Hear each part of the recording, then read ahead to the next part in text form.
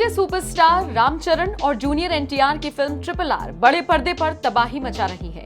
इस फिल्म को रिलीज हुए 10 दिन पूरे हो चुके हैं। एसएस राजामौली की ये फिल्म कमाई के मामले में अब भी गर्दा उड़ा रही है। इस फिल्म ने पहले दिन ही कमाई के मामले में प्रभास की फिल्म बाहुबली 2 को पीछे छोड़ दिया था, जिसके बाद से ही इस फिल्म को लेकर चर्चा तेज है कि ये फिल्म जल्द ही कई बड़े रिकॉर्ड तोड़ सकती है। फिल्म की 10वें दिन की शानदार कमाई ने ट्रेड एक्सपर्ट्स को हैरान कर दिया है। फिल्म ने 9वें दिन ही बॉक्स ऑफिस पर 800 करोड़ का आंकड़ा पार कर दिया था और अब फिल्म की कमाई के नए आंकड़े सामने आ गए हैं, जिसने हर किसी को हैरान कर दिया है। फिल्म ने 10वें दिन लगभग 82 करोड़ की कमाई करते हुए बॉक्स ऑफिस पर अभी तक 901.46 करोड़ रुपए कमा लिए हैं। कई लोगों को लग रहा था कि फिल्म ज्यादा कमाल नहीं दिखा पाएगी, लेकिन आंकड़ों ने एक बार फिर से सबको हैरान कर दिया। ट्रिपल आर पहले ही दिन से बॉक्स ऑफिस पर कमाल दिखा रही है। ये फिल्म अब इंडिया की सबसे ज्यादा कमाई करने वाली फिल्मों की लिस्ट में शामिल भी हो गई है।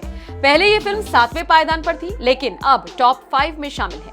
एसएस राजामौली की इस फिल्म ने कमाई के मामले में बॉलीवुड एक्टर आमिर खान की फिल्म पीके को भी पीछे छोड़ दिया है, जिसकी कुल कमाई 832 करोड़ रुपए थी। कहना गलत नहीं होगा कि ट्रिपल आर आमिर की पीके पर भारी पड़ती हुई दिख रही है। बता दें, पीके साल 2014 में रिलीज हुई थी। फिल्म में आमिर खान के साथ अनुष्का शर्मा दिखाई दी थी। इस फिल्म ने बॉक्स ऑफिस पर धमाल मचाया था, लेकिन ट्रिपल आर ने इस बड़ी फिल्म को मात दे दी। बात करें ट्रिपल आर की, तो इस फिल्म को 550 करोड़ के बजट से बनाया गया है। 5 भाषाओं में रिलीज हुई ये फिल्म धूम मचा रही है। देखने वाली बात अब ये होगी कि क्या ये फिल्म इंडिया की सबसे ज्यादा कमाई करने वाली फिल्म बन पाएगी या नहीं। वैसे आपका इस खबर पर क्या कहना है, कमेंट करके जरूर बताएं।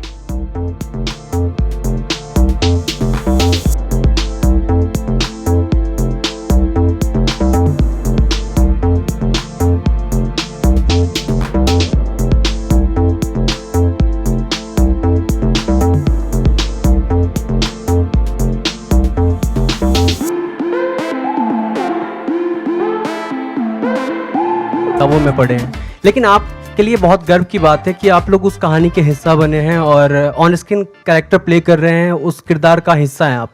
तो हम लोग महसूस नहीं कर सकते, क्या आप लोग कुछ फील करते हैं उनकी कुर्बानी, उनकी लड़ाई ऑन स्क्रीन प्ले करते वक्त? कुछ ऐसा, तीनों बारी बारी से आंसर। कुछ कैरेक्टर्स ऐसे होते हैं जब आप बहुत कुछ महसूस करते हैं। मुझे याद है कि एक ऐसा कैरेक्टर जो मैंने प्ले किया था, जो मैंने बहुत ज़्यादा महसूस किया था, उनका नाम था भगत सिंह। क्योंकि उनकी जब हम कहानियाँ सुनते थे कि वो जो फिल्म में था वो तो ठीक है, जो असली ज़िंदगी में भी वो क्या थे, उनके आई थिंक 90 से ऊपर की उम्र के भाई हमारे सेट पे आया करते थे, और वो जब कहानियाँ सुनाते थे तो आपका पूरा थॉट प्रोसेस आपकी ऐसे लगता है कि अगर 6 महीने और शूटिंग चलती तो आप एज ए ह्यूमन बीइंग बदल जाते। मतलब कि इतना फ़र्क पड़ता है कई बार। Hello, Rajmouli garu. एक second, sir. I'll come to you. Well, I have done a film called Razi where I played character of an unsung hero, and I think I completely agree with Ajay sir that अगर आप 6 महीने और या 3 महीने और 1 महीने और you live that character, you really feel, because हम imagine नहीं कर सकते हैं what they have to do, what they go through, and how they put their lives at stake, for the country and for their people. हम imagine भी नहीं कर सकते हैं। तो living through the beats of the character and the psychology and what they go through is just a small part of it. उन्होंने वो actually गुजरे उससे। So of course I would not say the awe and the appreciation and that the unimaginable gratitude that we feel, ये सिर्फ शब्द है जो actually गुजरते, especially the families, that understand them and support them. It's another world altogether. So I think जैसा said, हम जितना भी कहे वो कम होगा। I didn't get your name. Rahul.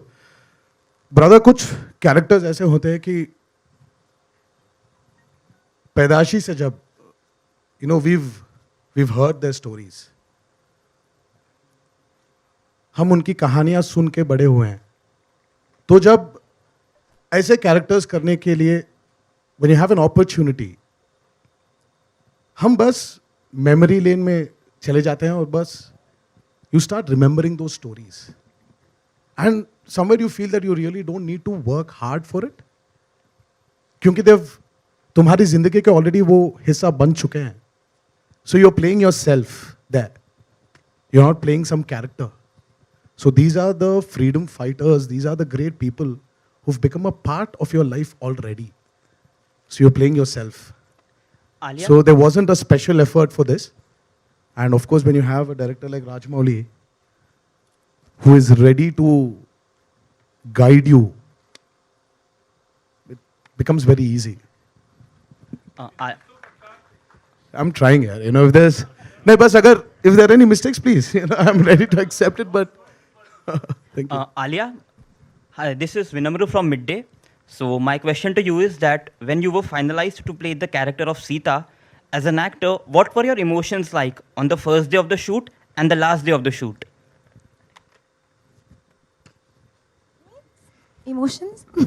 I was very excited, but I was also very nervous because it's an unknown language. I mean, I know the language, I've studied, and I've gone through my part, I've rattoed it, I'm sitting every day with my coach, and I'm going through it. But at the end of the day, I think maybe in Hindi or English, I don't think in Telugu, but I was very nervous because I wanted to portray the line, give the right pauses, give the right... But once I went on set, I realized that Sir had done everything for me. It was literally, I would not say, he made it so much easier on me because he's so clear exactly what he wants, every line, every shot, every emotion. And then I was just observing. Then I was like, literally like an audience and, you know, watching him. He would also perform it in front of the camera and he would do this. And I would try and imitate him and do the same thing. So the emotions were excitement to get it right. And of course, once it was done, I was quite sad when I experienced with Sir's over. But hopefully I'll have another one. Hello Rajamouli గారు Sir. Thank you so much sir మళ్ళీ ఇక్కడికి వచ్చినందుకు ఎన్టీఆర్ అన్న గారు thank you so much sir ముంబైకి వచ్చినందుకు నా question ఏంటంటే మీ అన్నగారు ఎన్టీఆర్ అన్న గారు మీకు బిగ్గెస్ట్ డిఫికల్టీ ఎప్పుడు అనిపించింది సార్ షూటింగ్లోన అంటే RRR షూటింగ్లోన Okay, his question was. I understood the question. What was the biggest difficulty while shooting the film RRR? I've understood. Let me tell you, on set before you answer that question, NTR and Ramcharan were always talking to each other in Telugu in front of me. And I was always looking like one tennis ball, left, right, center, waiting for somebody to translate it to me. Now I'll start No translating. way. Yeah. No. You all were There were always- so many times.